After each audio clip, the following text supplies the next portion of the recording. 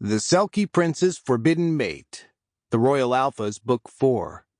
Written by J.J. Masters. Narrated by John Solo, for Falcon Sound Company. Chapter 1. Marlin, Selkie Prince and fourth Alpha-born son of King Solomon, and, not to mention, complete utter fool, stood staring up at the little cabin in the woods. He closed his eyes for a moment and inhaled the aroma of the forest surrounding him. That didn't slow the runaway train that was his heartbeat, nor did it help his cock that flexed in his pants at the anticipation of doing something so wrong, but also so desired. It wasn't necessarily wrong for a Selkie to find pleasure with a human, as long as that human was willing, but what made this feel iniquitous was that the man who lived in that little cabin in the woods was the former lover of his oldest brother, Kai. His heartbeat went from racing to thumping loudly in his ears as the front screen door opened and the subject of his recent inappropriate dreams stood staring back at him while leaning against the doorframe. Dominic. Nick for short.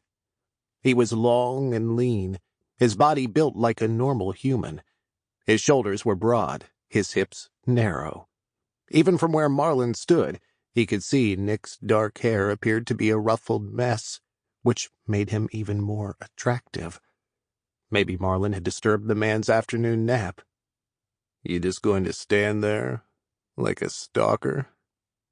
His voice was deep, smooth, and all that delicious goodness swirled around Marlin, pulling him forward like he was a marlin being reeled in on a fisherman's line.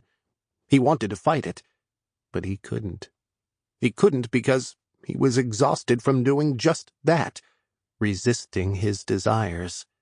There was something about Nick. Maybe it was his expressive brown eyes and his attitude.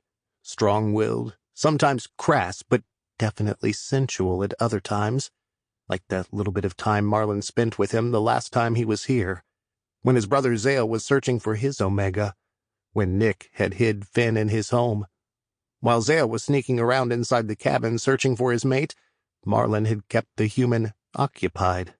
And it was then that he knew he was doomed.